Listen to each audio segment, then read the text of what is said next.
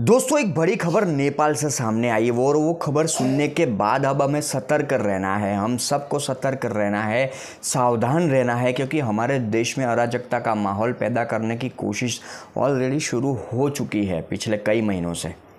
कि नेपाल से जो खबर सामने आई कि अब वहाँ पर आंदोलनकारियों ने नेपाल की संसद को घेर लिया, लोग अंदर घुस गए, आर्मी बुलानी पड़ी, कई लोग मरे, कई लोग घायल हुए। मतलब पाकिस्तान, बांग्लादेश, अफ़गानिस्तान, श्रीलंका और अब नेपाल, सब जगह पर एक ही तरह से, एक ही पैटर्न से वहाँ की सत्ता को गिराने की कोशिश हो रही है। सभी देश आप देखिए, पाकिस्तान, बांग्लादेश, नेपाल, अफ़गानिस्तान, सभी जगहों पर, श्रीलंका, सभी जगहों पर एक ही तरह से ये सारी चीज़ें हो रही है। और हमारे देश में भी यही पैटर्न धीरे धीरे हमारे देश के विपक्षी नेता, खासकर कांग्रेस की बात करें, राहुल गांधी की बात करें, आजमाने की कोशिश कर रहे हैं। आप देखिए, पिछले 2 महीनों से यही सब चल रहा है। अराजकता का माहौल पैदा करने की कोशिश हो रही है कि ऑपरेशन सिंदूर भारतीय सेना ने सबूत दिए, पर नहीं मानना है। पाकिस्तान के चमचे ये लोग बने हुए हैं, पाकिस्तान में ये लोग हीरो बने हुए हैं।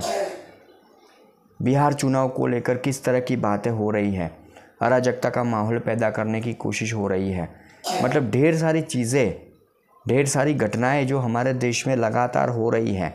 और इसी राह पर हम देख रहे हैं इन सारी चीज़ों को, कि जैसी चीज़ें नेपाल में, बांग्लादेश में, पाकिस्तान में, अफ़गानिस्तान में, श्रीलंका में हो रही है, कुछ ऐसा ही हमारे देश के विपक्षी नेता, कांग्रेसी नेता राहुल गांधी जैसे लोग यहाँ पर करना चाहते हैं।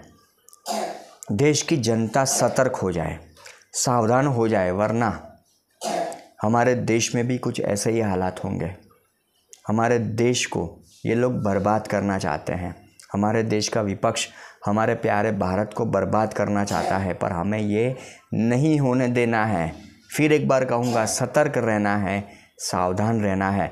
और ये जो लोग हैं हमारे देश के, जो कट्टरपंथी, मैं इनको यही कहूँगा, जो हमारे देश को तोड़ना चाहते हैं, हमारे देश को पाकिस्तान, बांग्लादेश, नेपाल, श्रीलंका बनाना चाहते हैं, उनको मुंह तोड़ जवाब देना है।